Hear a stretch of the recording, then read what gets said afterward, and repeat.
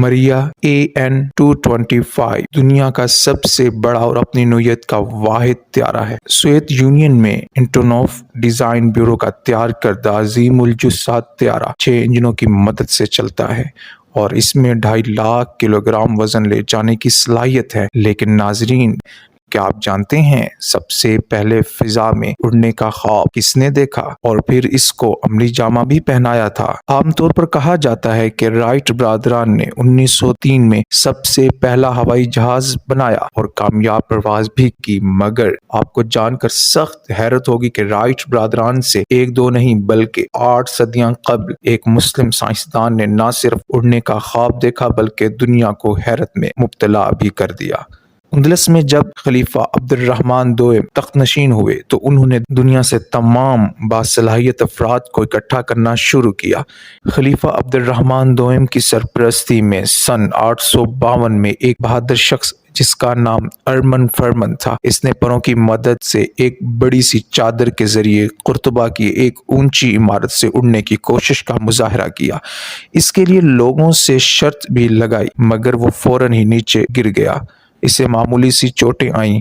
ارمن کسی حد تک اپنی شرط جیت گیا تھا۔ اسے دنیا کا سب سے پہلا پیراشوٹر بھی کہا جاتا ہے۔ عباس ابن فرناس بھی یہ منظر دیکھنے والوں میں شامل تھے۔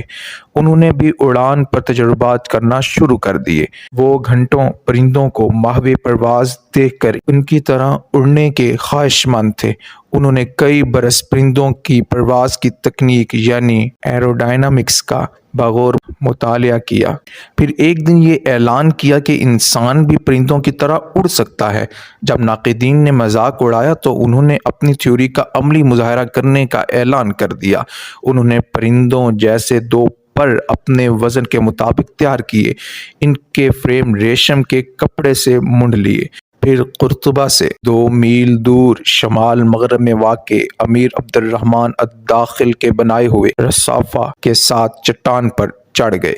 کئی سو تماش بینوں کی موجودگی میں انہوں نے وہاں کھڑے ہو کر دونوں پر اپنے جسم کے ساتھ باندھ لیے۔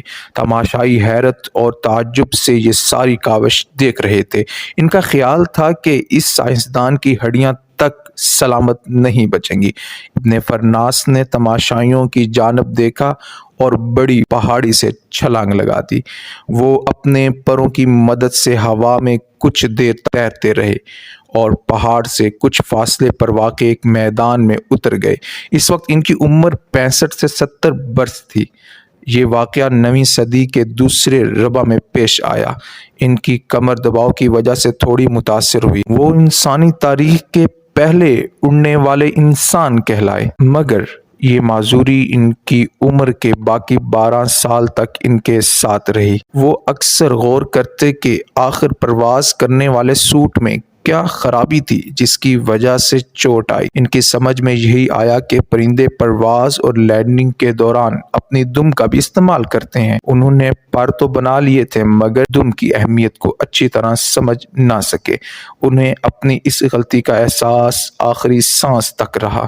ناظرین، آپ نے دنیا کا سب سے پہلا ہوائی جہاز بنانے والے مسلم سائنسدان کی کہانی سنی۔ قرون وسطیٰ میں مسلمانوں نے علوم و فنون کو وہ ترقی دی کہ تقریباً آج کی دنیا کی جتنی بھی ایجادات ہیں، ان ایجادات کا سہرا کہیں نہ کہیں مسلمان سائنسدانوں کے سر سجتا ہے، جبکہ یورپ کے مورخین نے عرب کی ہر ایجاد کا سہرا اس یورپی سائنسدان کے سر باندھنے کی کوشش کی ہے جس نے پہل اس کا ذکر کیا، بلکہ یہاں تک گھپلہ بازی کی کہ عربوں کی بعض تصانیف پر اپنا نام لکھ کر چھپوا دیا۔ انسائکلوپیڈیا آف برٹانیکا میں لفظ جوبیر کے تحت ایک ایسے مترجم کا نام ہے جس نے مشہور کیمیاءدان جابر بن حیان کے ایک لاطینی ترجمے کو اپنی تصنیف بنا لیا۔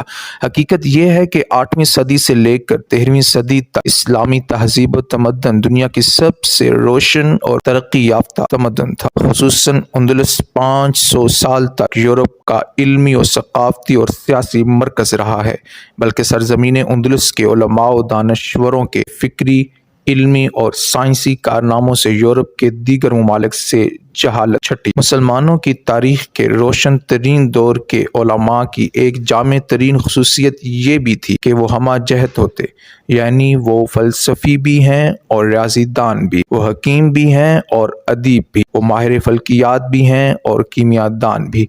गर्ज़ ये कि वो तमाम उलूम व फ़नून के माहिर थे। इब्न फ़रनास के नाम से स्पेन में आज भी एक पुल मौजूद है जिसे कुर्तुबा शहर को एयरपोर्ट से मिलाने के लिए शहर के बीचों बीच गुजरने वाले दरियाए ग्वाडल कैवियर के ऊपर बनाया गया है। अगियार के शहरों में मौजूद ये यादगारें मुस्लिम उम्मा के अहदे रफ्ता की उरूज का मुंह बोलता सबूत हैं। उम्मीद करते हैं आपने ये वीडियो ज़रूर लाइक की होगी।